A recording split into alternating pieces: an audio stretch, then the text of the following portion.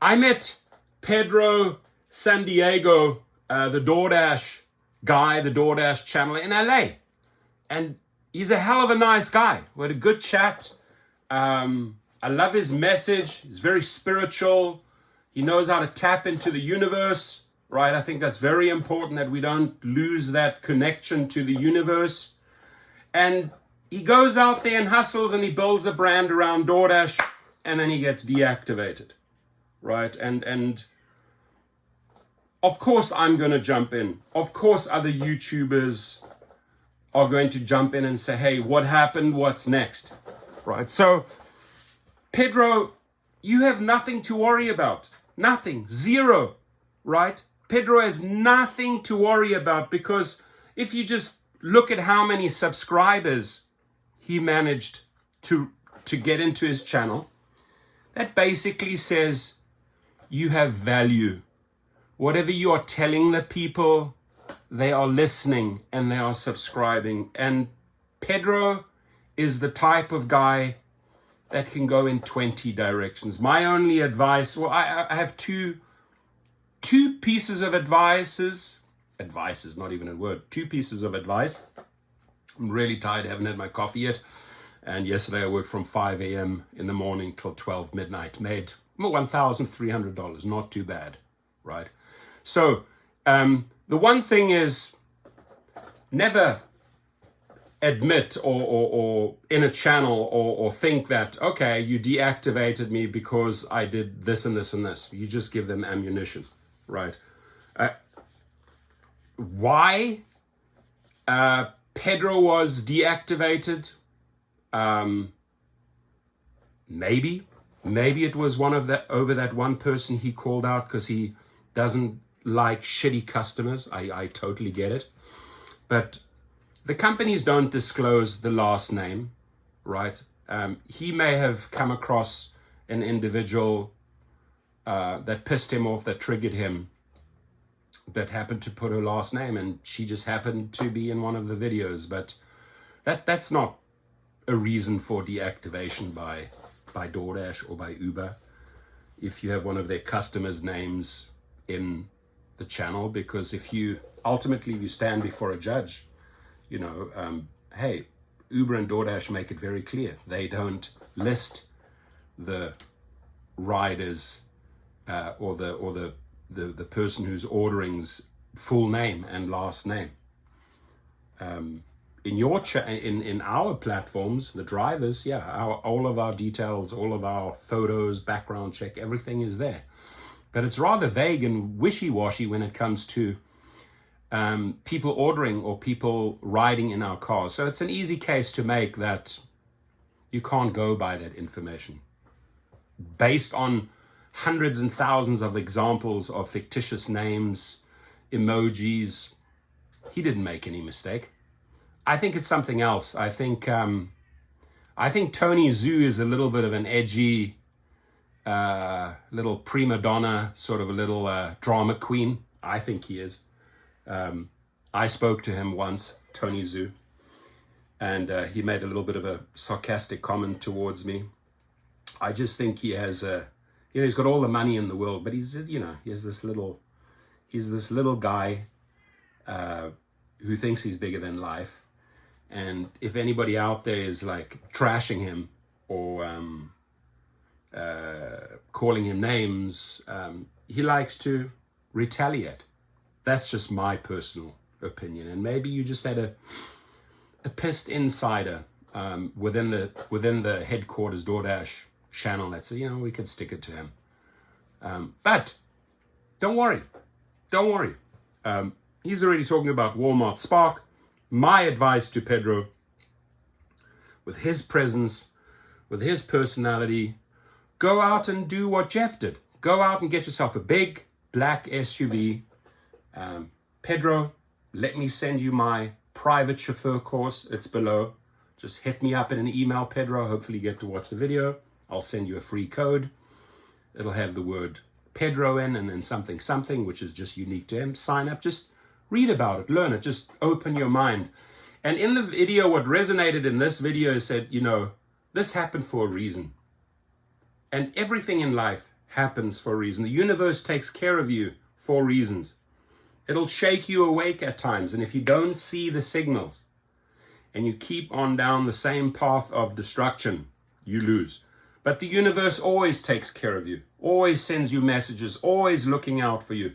And the message here, what I believe is, hey, be open to bigger and better things. Never box yourself in to one channel as a YouTuber. Keep it broad. The word gig has 20, 30 different companies that you can talk on, right? If you really want to make the money, and I'm here to have, I'll be honest, I'm here to have fun.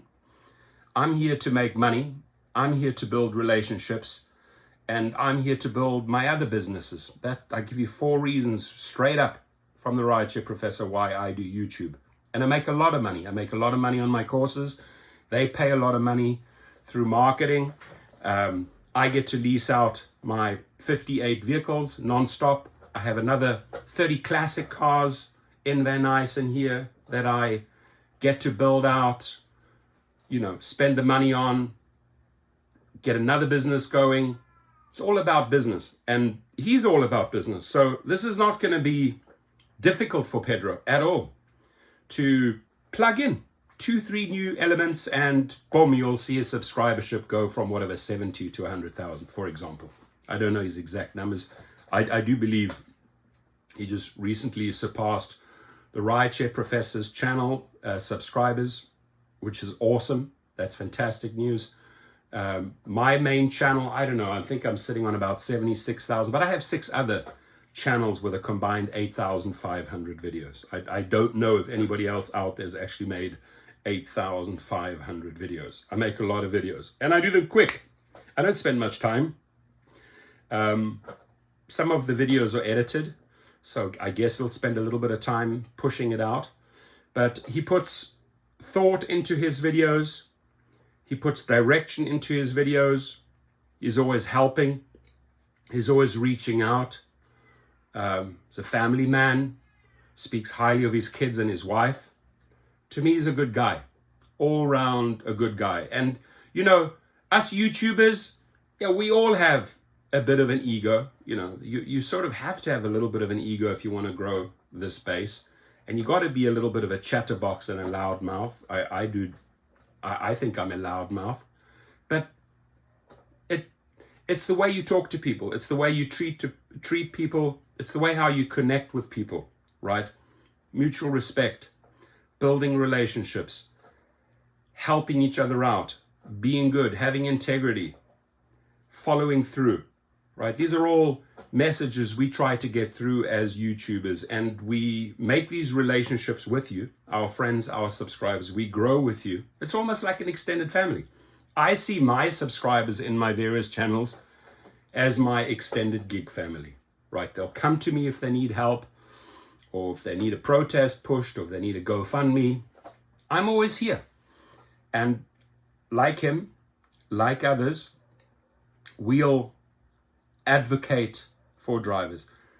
I will say this: if you are a YouTuber and you shake that tree too much, let's say you're just a little bit careful, and there's a lot of YouTubers out there too careful, just playing it safe. Their accounts will probably never be deactivated. So if you want to be a bit edgy, if you want to push the envelope, if you want to get a lot of subscribers, if you really want to build this world out and a lot of other attached opportunities to YouTube, you got to be a bit edgy. You got to take them on. You got to be able to talk the truth. You can't sugarcoat these companies, right? You got to say it as it is, right? There's the level of corruption, the level of theft, the level of skimming, the level of algorithmic abuse is at an all-time high. These are ultra corrupt executives only looking out for the investors. They don't care a continental shit about the 6-7 million people in the gig industry. That's reality in 2024. So I think the job of a YouTuber is to be direct, is to attack when you need to attack, is to tell the story or the facts when they need to be told, to clarify, to give direction, to help, to support, etc., etc. So I hope you continue what you're doing, and he will, and he'll branch out. I do hope you go into into private trips, that people know you in your city. It'll be so easy to build up a lot of clientele in his city and do private trips. And I want to give you an example. Yesterday, I think it was almost $1,300, almost $1,300. Yeah, and did I work? Absolutely. I worked hard yesterday. But this is only possible in this arena, right? It's only possible in with private trips. And so this Eric guy was that's a message I got. This Eric guy was one of my students who took the private chauffeur course. Fuck yeah. Yesterday, 5 private rides and made $1,000 in a day. I can relate to that. I think at about 6, I came out at about $1,300. And I was able, in 1 year, to put away enough money to buy a second vehicle, Toyota Sienna Limited cash. Life is good now that I'm my own boss and not an employee with 0 benefits with Uber. Fuck Uber. Go private. Love the guy. Eric, you're a legend. And I'm so happy that these type of people stepped into their self-worth. And I know Pedro is going to do much bigger and much better things. He's got the DNA. I do love watching the interaction or those little rivalries. I banged heads, but I'm good friends with him now. Love Jeff, love his channel. I've seen Jeff and Pedro battle it out. Even I think Jeff said, come over to the dark side. Come over to, the our world, the rideshare. Come and start your own fleet. Come and be your own private driver. I would love to see Pedro in that space. And by the way, just a shout out to every YouTuber, including Pedro. My affiliate, my channel, all my courses have affiliate programs now. We go on I always believe sharing equally 50-50.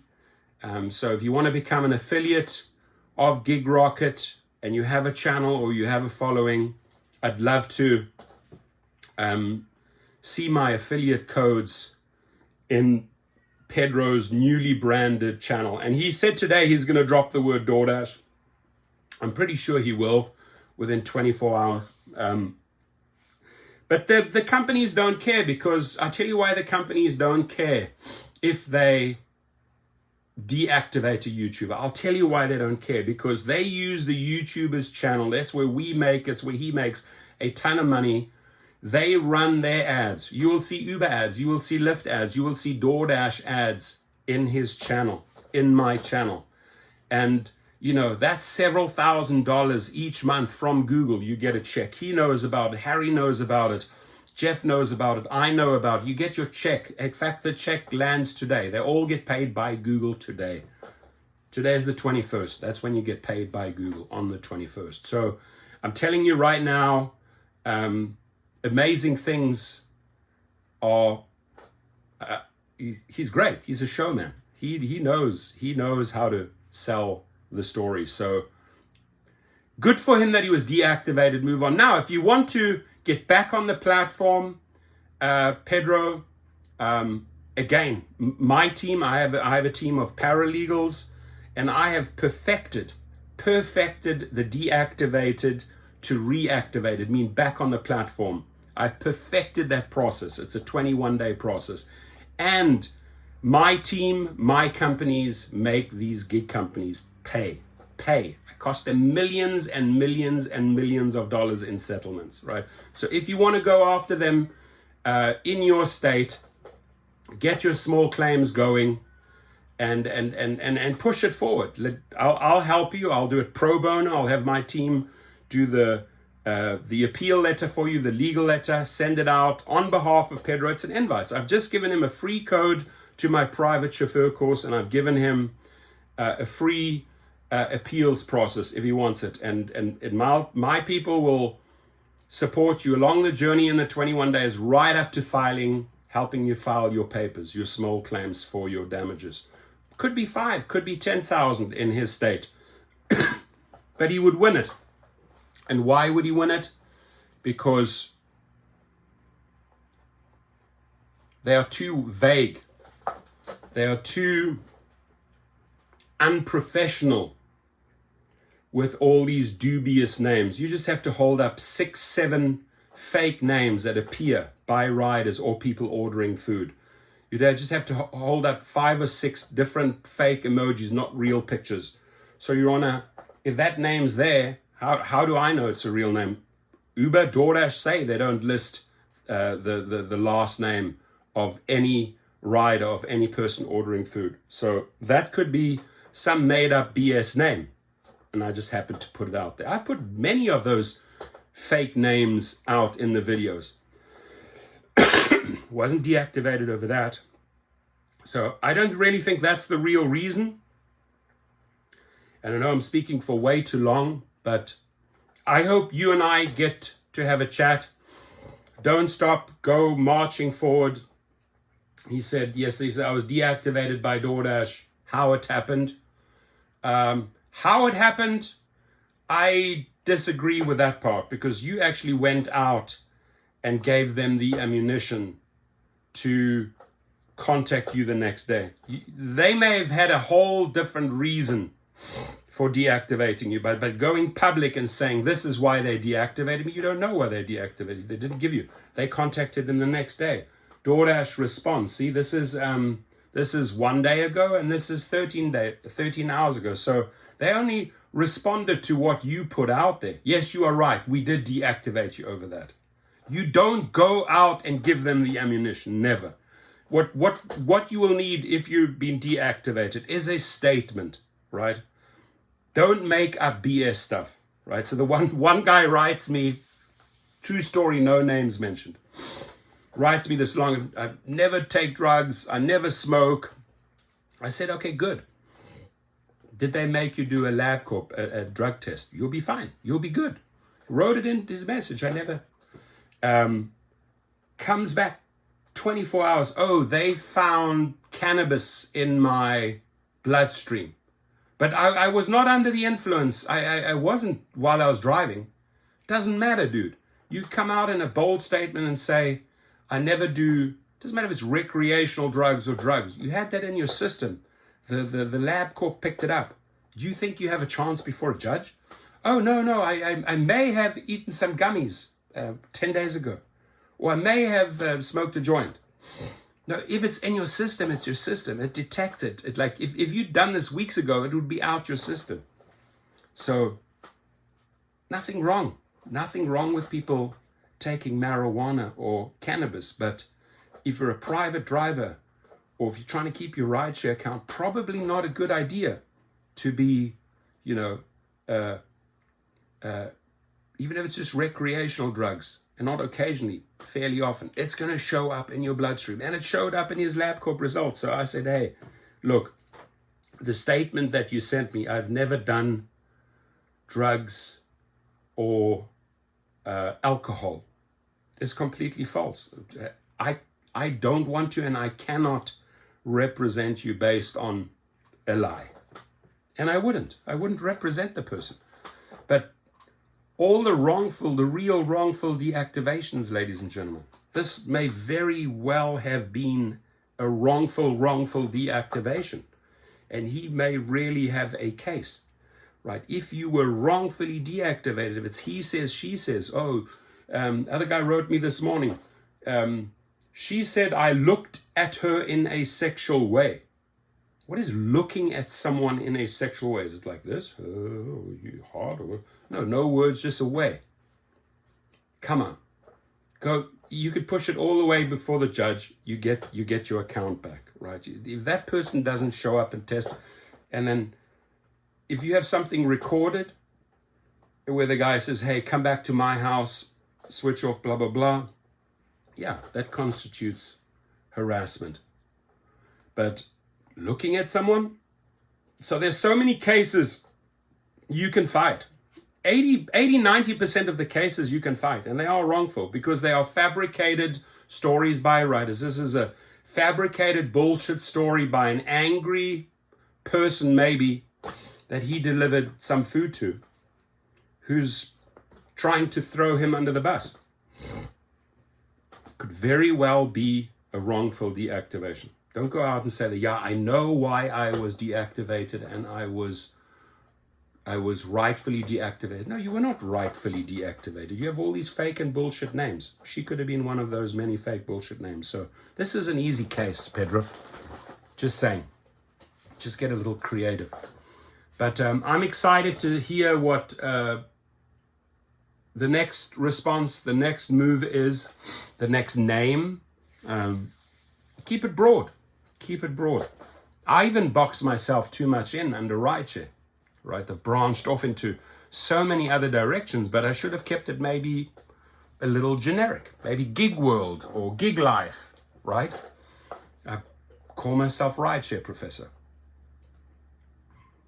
And we're here to help, we're here to advocate, we're here to make a difference. And salute. Just having my coffee now, feeling much better. Pedro, all the very best, my friends.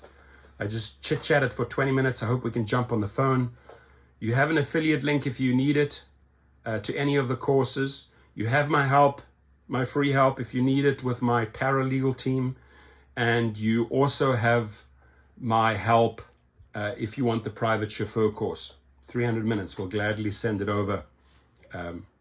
Let's build, let's grow together. Let's be there for our communities. I have 100% faith in this gentleman. Have a good one, and all his followers. Keep following him, and I'm pretty damn sure that if stories come up on DoorDash, he will relay them. It doesn't mean you have to drive for DoorDash. There's many other YouTubers that don't drive on a specific platform. You know, I'm on Uber and Lyft. One of my Uber accounts got deactivated. My fleet account still remained. I have 58 vehicles in a fleet. I talk to my drivers every single week. I pay my drivers every single week. I'm still active on Lyft. Don't do much on Lyft. But as long as you dialed into the community, as long as you are getting daily quality feedback, by all means, keep on talking about DoorDash. But I think a little angry and a little upset now. The DoorDash name will go. He'll be doing Spark. And mark my words, I think he's going to have a big, black, fancy vehicle, and he's going to be doing private trips. I hope he does, because everybody knows him in his city. Have a good one. Take care. All the best. God bless you and your family, Pedro.